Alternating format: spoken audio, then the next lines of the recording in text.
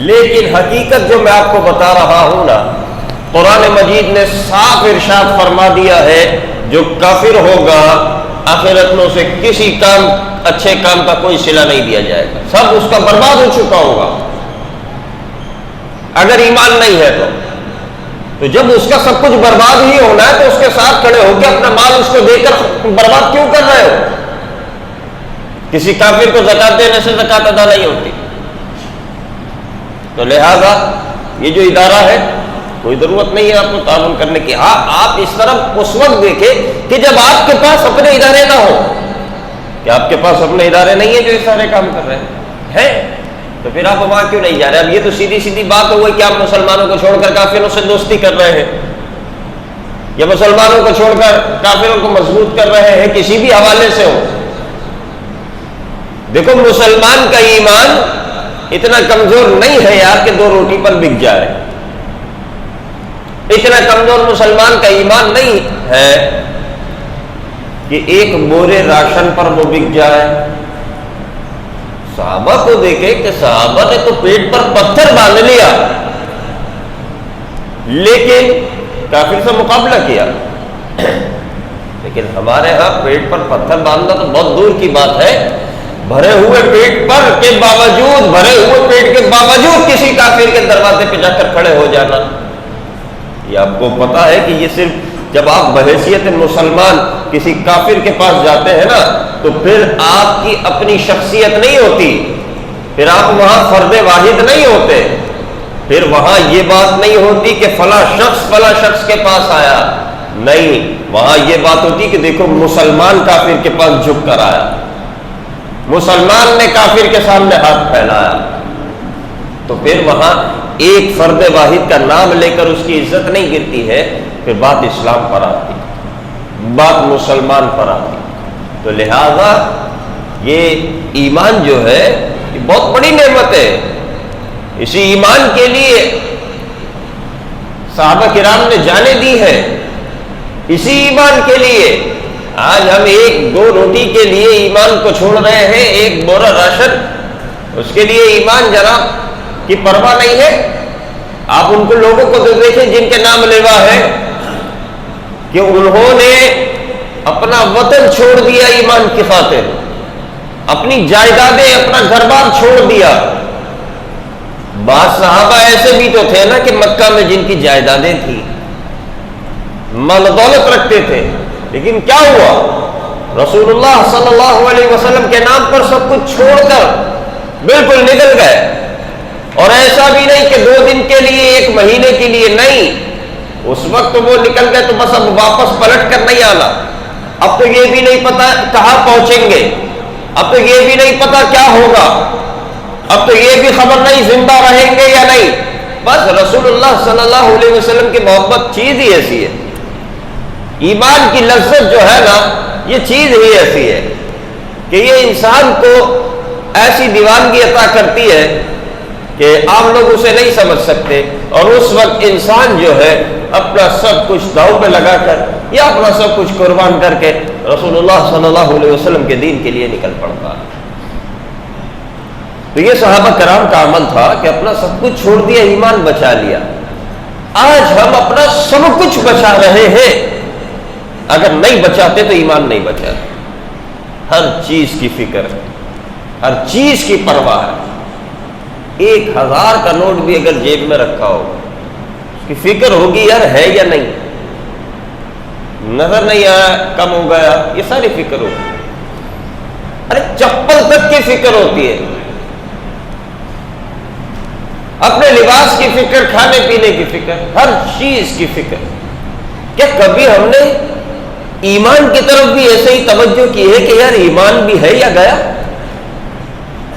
جس طرح ہم یہ سوچتے ہیں چپل ہے یا گئی، جیب میں نوٹ ہے یا گیا، کسی بھی رش سے نکلتے ہر تھوڑی دیر کے بعد ہاتھ مار کر چیک کریں گے موبائل ہے کیا نہیں، کیونکہ فکر ہے۔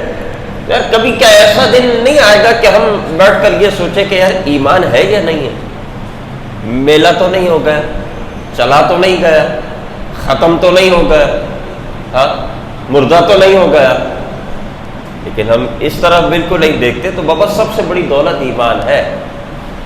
اگر کسی کی دوستی، کسی کی محبت آپ کا ایمان خراب کر جائے تو پھر کیا بچا جب ایمان ہی چلا گیا. اور اگر کسی سے دشمنی ہی لے لی لیکن ایمان کو سلامت اور مضبوط کر لیا تو پھر کوئی نقصان نہیں ہوگا. تو اصل چیز ایمان ہے. اور جو ایمان کی راہ پر چلتا ہے نا، سختیاں تکلیفیں تو آتی ہیں. جیسے کہ میں نے ابھی جو کہا کہ صحابہ کرام رضوان اللہ تعالی علیہم اجمعین اپنا سب کچھ چھوڑ کر نکل پڑے اور پتہ نہیں تھا کیا ہونا، بس حضور کے لیے نکل گئے. تو یہ جلوے اور یہ مناظر ہمیں آج بھی دیکھنے کو ملتے ہیں.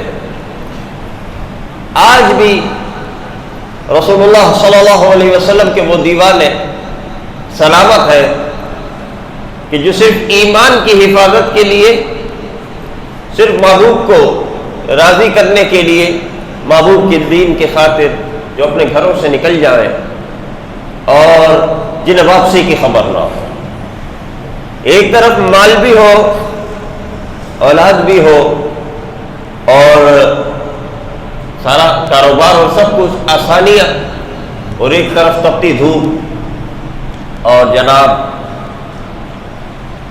دشمن سے مقابلہ، ظلم و ستم، اور پتہ نہیں کھانا بھی ملے گا یا نہیں، پتہ نہیں پانی بھی ہوگا یا نہیں. تو یہ کیا ہے؟ یہ عشق ہے.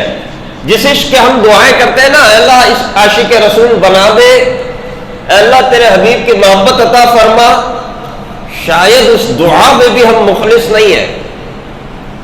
شاید اس دعا کو بھی ہم صرف زبانی مانگ رہے ہیں، یہاں نہیں ہے. کیونکہ پتہ ہے عشق پھر کیا کرواتا ہے. اتنا تو ہم جانتے ہی ہیں کہ اگر واقعی عاشق ہو گئے تو پھر یہ سب ختم. پھر صرف عشق کی بات ہوگی، پھر صرف محبوب کی بات ہوگی، پھر کوئی دوسری بات نہیں، کہیں سمجھوتا نہیں. سانس بعد میں لے گا، کھانا پینا تو بہت دور کی بات، سانس بعد میں لے گا، پہلے محبوب کی بات کرے. تو شاید ہم اس دعا میں بھی مخلص نہیں ہے، اس لیے ہمیں عشق کا وہ جذبہ ملتا نہیں. جو دعا میں مخلص ہوتے ہیں، جن پر اللہ کا کرم ہوتا ہے، وہ اللہ انہیں آگے بڑھاتا ہے. اور پھر ہم عشق کا وہ جلوہ آج کی صدی میں بھی اور آج کے حالات میں بھی ہم عشق کا وہ جذبہ دیکھتے ہیں کہ عام دن تو عام دن ہے، ارے ماہ رمضان، روزہ اور وہ تپتی دھوپ کہ ہم چھاؤں میں رہنے والے، ہم ٹھنڈی ہوا کھانے والے، ہم صرف گھر سے مسجد، مسجد سے گھر جانے والے، اور اس پر بھی یہ کہنے والے کہ یار بڑی سخت گرمی ہے، یار دھوپ بڑی کڑی ہے، زمین جل رہی ہے. اللہ اکبر. یہاں ہم صرف چند منٹوں کے لیے نکلے تو ہمیں یہ فکر ہو کہ یار زمین جل رہی ہے. وہ لوگ کے جو ناموس رسالت کے لیے نکلے، بھوکے وہ بھی تھے، پیاس سے وہ بھی، روزے دار وہ بھی، دھوپ ان پر بھی تھی. لیکن ہم یہاں نہیں کھڑے ہو سکتے، وہ وہاں کھڑے ہو گئے. ہم یہاں کی سختی برداشت نہیں کر پا رہے کہ جو ذرا سی دیر کی ہے اس کے بعد ہم نے گھر کے اندر آ جانا ہے یا کسی پرامن جگہ پر چلے جانا، وہ وہاں کی سختی برداشت کر گئے. کیسے؟ یہ عشق تھا، یہ محبت. لہذا آئندہ جب عاشق رسول بننے کی دعا کرو تو مخلص ہو کر کرو تاکہ ہمیں وہ عشق ملے. کیونکہ جب عشق مل گیا نا تو پھر مشکل کچھ نہیں. اور یہ ہم نے دیکھ لیا کہ جب آپ مخلص ہو کر آگے بڑھتے ہیں تو پھر مشکل کچھ نہیں رہ جاتا. اور اللہ کو ایسے ہی لوگ پسند. سورۃ الصف میں اللہ تعالیٰ ارشاد فرماتا ہے ان اللہ یحب الذین یقاتلون فی سبیلہ صفا کأنہم بنیان مرصوص. اللہ تعالیٰ ان لوگوں کو محبوب رکھتا، پسند رکھتا ہے کہ جو صف بنا کر مجاہدین صف بنا کر دشمن کا مقابلہ کرتے ہیں اور وہ ایسے ہو جاتے ہیں کہ جیسے چٹان ہے، جیسے شیشہ پلائی ہوئی مضبوط دیوار ہے، پھر انہیں کوئی ہلا نہیں سکتا. تو یہ تو ظاہر کے متعلق اللہ تعالیٰ نے بیان فرمایا کہ جو مجاہدین صف بصف ہو کر اور بالکل مناسب انداز میں جہاد کیا کرتے تھے اور جو ہے دین کے راستے میں بالکل دیوار بن جایا کرتے تھے، رب فرماتا ہے کہ اللہ انہیں پسند کرتا ہے. تو آج جب میں یہ آیت پڑھ رہا تھا تو مجھے یہ دھرنا یاد آ رہا جب یہ آیت پڑھ رہا تھا تو مجھے یہ مجاہدین یاد آ رہے تھے کہ آج بھی وہ چٹان بن کر کھڑے ہیں ناموس رسالت کے معاملے میں، اور ایسے سب وصف کھڑے ہیں کہ گویا کہ وہ دیوار بن گئے، اور جو معاملہ جو اٹیک ہوا تھا اسے انہوں نے اپنے اختیارات کے مطابق ہونے نہیں دیا، اپنی جانوں کا نذرانہ تو پیش کر دیا لیکن دین پر سمجھوتا نہیں کیا، دین پر حملہ نہیں ہونے دیا۔ تو میں آیت یہ پڑھ رہا تھا، یاد مجھے وہ آ رہے تھے، میں نے کہا واقعی سلام ہے ایسے لوگوں کو کہ جو آگے بڑھے اور جنہوں نے یہ سارے معاملات کیے، اللہ تعالیٰ نے انہیں کامیاب بھی کیا، اللہ تبارک و تعالیٰ نے انہیں عزت بھی عطا فرمائی۔ تو لہذا اچھوں کا ساتھ دینا یہ ضروری ہے۔ دیکھو ایک بات یاد رکھو، عام حالات میں بات کر لینا اور ہوتا ہے، جب حالات سخت ہو نا اس وقت بات کرنا یہ جہاد ہے، اس وقت بات کرنا یہ کمال ہے۔ میں ایک جگہ سے گزر رہا تھا بہت معذرت کے ساتھ، سحری کا وقت، اور وہ جو اعلانات ہوتے ہیں وہ اعلانات ہو رہے تھے، ٹائمنگ کے ہوتے ہیں، تو اچانک انسان کچھ نہ کچھ گفتگو کرتا ہے تو مرحومین کی مغفرت کی دعا ہونے لگی، تو نام لے لے کر دعا کیے جانے لگے اہل محلہ اور نمازیوں کے بارے میں کہ اللہ ان کی مغفرت فرما، اللہ ان کی مغفرت فرما۔ میں کھڑا انتظار ہی کرتا رہا کہ اوروں کے اپنے بستر پر مرنے والوں کے نام لیے گئے کہ اللہ ان کی مغفرت فرما، لیکن جو ناموس رسالت کے لیے جنہوں نے ابھی حال ہی میں جانے دی ہے ان کا کوئی نام لینے والا نہیں ہے، ان کے لیے دعا نہیں کی گئی۔ کس بات کا خوف ہے؟ آپ خود دیکھیں نا کہ جو ایک عام انسان ہے کہ جو 3 سال پہلے جس کا انتقال ہوا، 2 سال پہلے انتقال ہوا، وہ تو یاد رہ گیا، لیکن جو کل شہادتیں ہوئی ہے یار ان کے لیے بھی دعا ہو جاتی تو وہ دعاؤں کے محتاج نہیں ہے، شہید دعاؤں کا محتاج نہیں ہوتا ہے۔ یہ شہداء تو ہوتے ہی وہ شاندار ہیں کہ اللہ تعالیٰ انہیں محتاج رکھتا ہی نہیں ہے، ان کی تو شان ہی اور ہوتی ہے، زمین پر خون کا قطرہ بعد میں گرتا ہے، مغفرت پہلے ہو جاتی ہے۔ اور پھر یہ ہوتا ہے کہ ایک وہ بچہ 11 کا جس کا نام کوئی نہ جانتا ہو، اگر اپنے گھر کے بستر پر مرتا تو محلے کی مسجد کا امام بھی شاید اس کے جنازے میں نہ آتا یا اس کے گھر پر تعزیت کے لیے نہ جاتا۔ ناموس رسالت کے لیے مرا ہے، ناموس رسالت کے لیے شہید ہوا ہے، تو بڑے بڑے علماء آ رہے ہیں اس کے جنازے کے لیے، اور سادات کرام اس کے جنازے کے لیے آ رہے ہیں، اور ایک جم غفیر اس کے جنازے میں کیوں؟ یہ اللہ تعالی جسے قبول کرتا ہے نا تو لوگوں کے دلوں میں خود کی محبت ڈال ہی دیتا ہے، اور اللہ اپنے محبوبوں کی محبت پاکیزہ دلوں میں ڈالتا ہے۔ بہرحال تو سب وقت پر بات کرنا یہی کمال ہوتا ہے۔ اللہ تعالی ہم سب کو اچھوں کا ساتھ دینے کی توفیق عطا فرما۔ میرے دوستو، جب بھی ایسا معاملہ ہو، جان و مال تو آنے جانے والی چیز ہے، آپ سچ کا ساتھ دیں، کم سے کم فائدہ کیا ہوگا میں آپ کو بتاؤں۔ کبھی آپ جسمانی انداز میں ساتھ دے سکتے ہیں، کبھی ہم جسمانی انداز میں نہیں دے پاتے تو زبانی انداز میں تو ساتھ دینا ضروری ہے۔ فائدہ کیا ہوگا؟ فائدہ یہ ہوگا، آقا کریم علیہ الصلوۃ والسلام نے فرمایا کہ جو جس کی تعداد بڑھائے گا وہ انہی میں سے ہوگا۔ اب اگر آپ خاموش رہ کر دوسروں کے مخالفین کی تعداد بڑھا دیں یا اور برائی کر کے آپ مخالفین کی تعداد آپ نے بڑھا دی، دین خلاف بولنے والوں کی تعداد آپ نے بڑھا دی، اس حالت میں موت آ گئی تو کل انہی کے ساتھ کھڑا نہ ہونا پڑ جائے۔ لیکن اگر آپ نے کم سے کم زبان ہی سے صحیح تائید کر لی تو کم سے کم تعداد تو ان کی بڑھائی، جو حق بولنے والے ہیں تو کیا ہوگا، اس حالت میں مر گئے تو کم سے کم اسی بات کی بنا پر ہم حق بولنے والوں کے ساتھ تو ہوں گے۔ اب دنیا بچائے یا دین بچائے؟ آخرت بچانی ہے، دنیا تھوڑی بچانی ہے۔ دنیا تو آنے جانے والی کیا ہے، صرف جانے والی ہے۔ آج کل تو صرف جا ہی جا رہی ہے، آ کب رہی ہے؟ لوگ تو پریشان ہو گئے یار کچھ آ نہیں رہا، صرف جا ہی رہا ہے۔ ایسی تبدیلی آئی ہے، کل تک جب ہم کہتے تھے تو دنیا آنے جانے والی ہے، آج ہمیں کہنا پڑ رہا دنیا صرف جانے والی ہے، آنے کا تو معاملہ ہی نہیں ہے۔ تو بہرحال دنیا تو قابل بھروسہ ہے ہی نہیں۔ اللہ تبارک و تعالیٰ نے ہمارے لیے آخرت بنائی ہے جس میں ہمیں ہمیشہ رہنا ہے، دنیا میں تو ہمیشہ رہنا ہی نہیں ہے۔ اگر ہم یہاں کچھ سمجھوتا کر کے کامیاب ہو بھی جاتے ہیں تو کتنا عرصہ، سال 2 سال، یہ بھی بہت بڑی بات ہے، ہو سکتا ہے 1 رات بھی نصیب نہ ہو. تو کبھی بھی جو پہلے ہی ایسی چیز ہے جس پر بھروسہ ہی نہیں کیا جا سکتا، ناقابل بھروسہ چیز کے لیے قربانی نہیں دی جاتی. قربانی دی جاتی ہے قابل بھروسہ شے کے، قربانی دی جاتی ہے آخرت کے لیے. اللہ تبارک و تعالیٰ نے سورۃ الصف میں ایک آیت بیان فرمائی، بہت خوبصورت بات ہے ہم سب کے لیے، اور ہر اعتبار سے، معاشی اعتبار سے بھی، مذہبی اعتبار سے بھی. اللہ تعالیٰ نے ارشاد فرمایا یا ایھا الذین آمنوا، اے ایمان والو. اب رب اپنے بندوں سے فرما رہا، هل ادلکم علی تجارۃ تنجیکم من عذاب علیم. اے ایمان والو، میں تمہیں ایسی تجارت بتاؤں کہ جس کی بدولت تم آخرت میں اللہ کے عذاب سے محفوظ ہو جاؤ. اللہ اپنے بندے سے کلام کر رہا ہے، ایک ایک بندہ اس کا مخاطب ہے. اب یہ سوچ کر سنیے کہ اللہ مجھ سے فرما رہا ہے اپنی ذاتی حیثیت. اے ایمان والو، میں تمہیں ایسی تجارت بتاؤں کہ جو تمہیں اللہ کے عذاب سے بچا لے. تو کون انکار کرے گا؟ اور یہ دیکھو ایک محبت کا ایک مزاج کے کس انداز میں اللہ نے بیان فرمایا ہے. ورنہ وہ تو مالک بادشاہ حکم دیتا ہے، لیکن کتنے پیار کے انداز میں اللہ تعالیٰ نے یہ کلام فرمایا. آگے فرمایا اس تجارت کا طریقہ بیان کیا جا رہا ہے. تجارتیں ہم کرتے ہیں نا، مختلف سودے ہوتے ہیں. سب سے بڑا سودا اور سب سے بڑی تجارت، یہ جو ہم سودے کرتے ہیں، یہ پتہ نہیں ہماری دنیا بھی بچائیں گے یا نہیں، آخرت تو بڑی بات.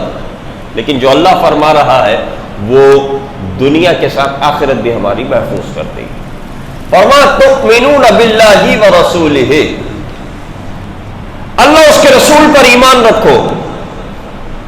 وتجاہدون فی سبیل اللہ، اللہ کی راہ میں جہاد کرو. باموالکم وانفسکم، اپنے مالوں کے ذریعے سے بھی، اپنی جانوں کے ذریعے سے. جس طرح کہ آج جہاد ہوا، اپنی جان کے ذریعے بھی، اپنے مال کے ذریعے بھی. اور جہاد بہت طرح کا ہے، حرام چھوڑ دینا بھی جہاد ہے، حلال پر استقامت اختیار کرنا بھی آج کے دور میں جہاد سے کم نہیں ہے. کیونکہ ہمیں صرف مال چاہیے ہوتا ہے، رب کی رضا ہم نہیں دیکھ رہے ہوتے. یہ سارے اس میں معاشی حوالے بھی آ گئے اور مذہبی پہلو بھی اس میں جو ہے غور کر لیں. مختصر سی بات کیا ہے کہ بات صرف اللہ اس کے رسول کی. اگر چاہتے ہو کہ آخرت کے عذاب سے بچ جاؤ تو اللہ اس کے رسول کی بات، بس اللہ اس کے رسول کا حکم. باقی کوئی کسی اور کی بات مانتا رہے، کسی اور کو راضی کرتا رہے، اب وہ فرانس ہو یا کوئی اور ہو، تو کل قیامت میں وہ اسی کے ساتھ کھڑا ہوگا جو جس کو راضی کر رہا ہے. جو جس کو راضی کر رہا ہے کل قیامت میں اسی کے ساتھ ہوگا. تو جو اللہ کے رسول کو راضی کرنے کے لیے اپنی جانیں بھی قربان کر دے، اپنا کاروبار بھی بند کر دے، ہاں، اور اپنی جو ہے طاقت بھی استعمال کرے، کل قیامت میں اللہ کے رسول انہیں اپنے آغوش رحمت میں چھپائیں گے انشاءاللہ. اور جو آج کافروں کو راضی کرنے کے لیے رسول اللہ کی ناموس پر جو ہے سمجھوتا کر رہے ہیں، یا ایسے لوگوں کی پارٹی ہونے کی وجہ سے، ان کی پارٹی میں ہونے کی وجہ سے، ایسے شخص کو لیڈر بنانے کی وجہ سے وہ اس کی تائید کر رہے ہیں، تو یہ لیڈر تو چند دن کا لیڈر ہے، اس کے بعد کوئی اور ہوگا. لیکن اصل جو ہمارے قائد ہے وہ رسول اللہ صلی اللہ علیہ وسلم ہے، کہ جنہوں نے کل ہماری ایسی رہنمائی اور قیادت فرمانی ہے کہ ہمیں جنت میں بھی لے کر جانا ہے. تو وہ جو ہے وہ سب سے بڑے قائد ہے، اور سب سے زیادہ ان کی تائید کی جائے اور انہیں کی عزت کی بات کی جائے. تو جو جس سے محبت کرے گا، جس کا ساتھ دے گا، وہ اس کے ساتھ کھڑا ہوگا.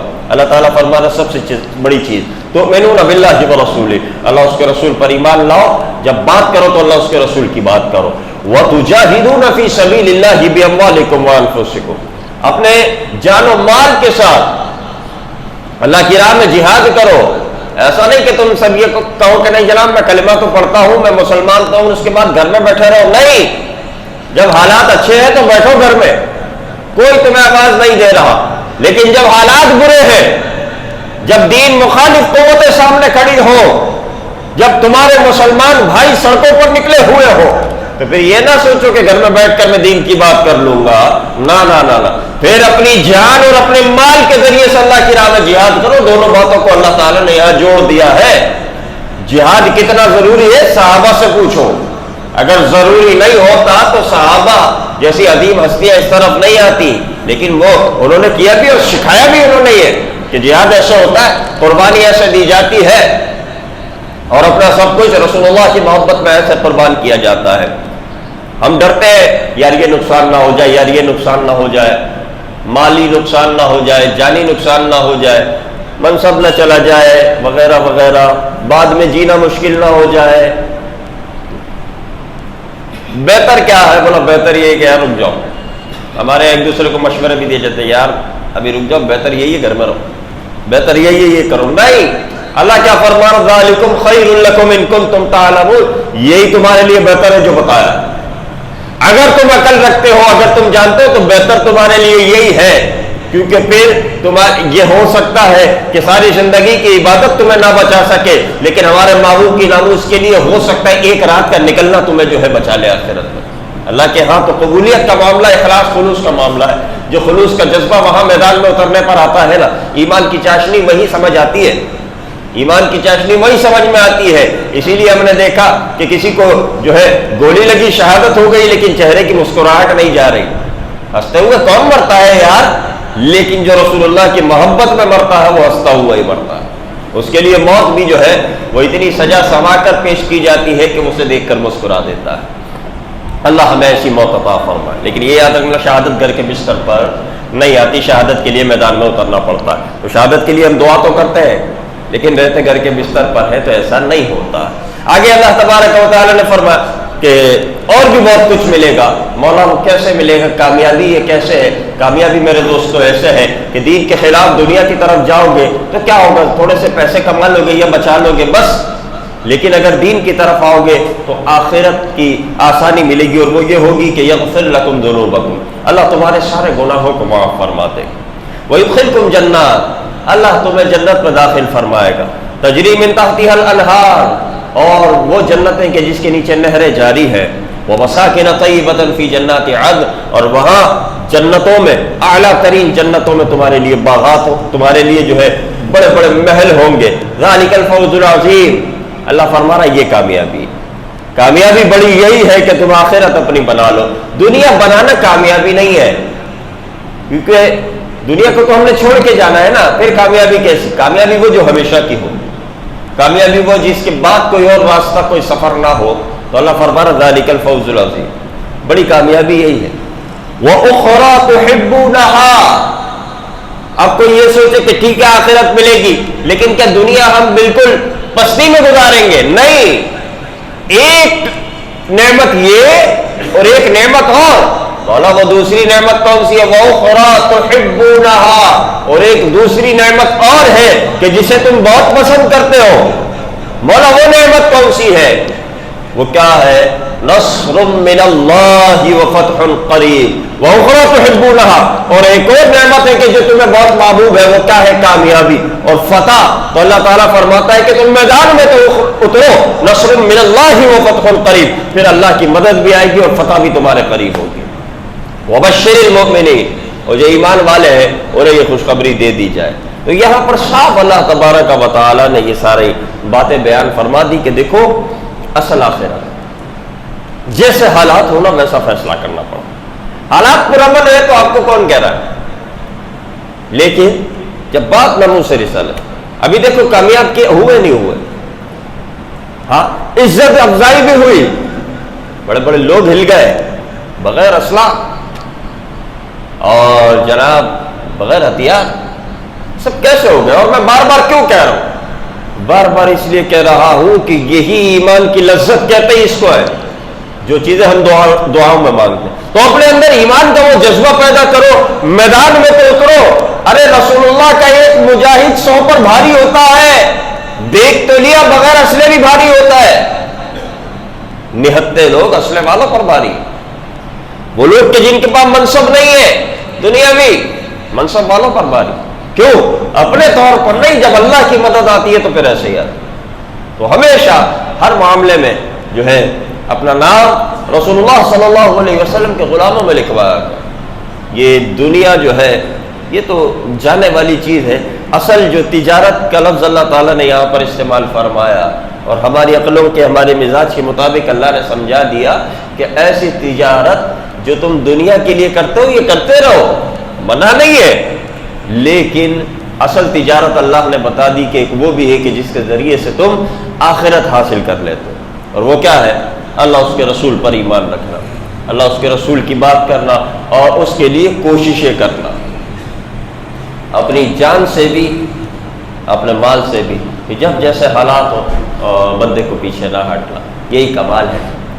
تو اپنی دعاؤں میں جو چیزیں ہم مانگتے ہیں نا اس میں بھی ہمیں مخلص ہو جانا چاہیے، اللہ عمل کی توفیق عطا فرمائے۔ ایک اور اعلان سماعت کر لیجئے کہ جیسے ماہ رمضان ہے اور آج 10واں روزہ، انشاءاللہ 10 دن کے بعد مساجد میں اعتکاف شروع ہوں گے۔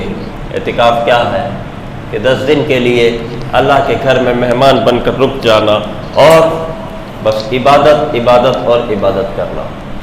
ہم دنیاوی زندگی میں ہوتے ہیں نا، کوئی بھی شخص ہو، ہمیں صحیح طور پر عبادت کا موقع نہیں ملتا، فرائض ادا کر لیں گے اور اس کے بعد چند ایک نوافل ہو جائے کافی ہے، لیکن جو اصل عبادت کی چاشنی ہوتی ہے، جو اصل دعاؤں کی چاشنی ہوتی ہے، جو اصل اللہ کی بارگاہ سے لو لگانا کسے کہتے ہیں، رب کی رحمتیں کیا ہوتی ہیں، یہ سب چیزیں ہمیں اپنے دنیاوی معاملات میں موقع نہیں ملتا۔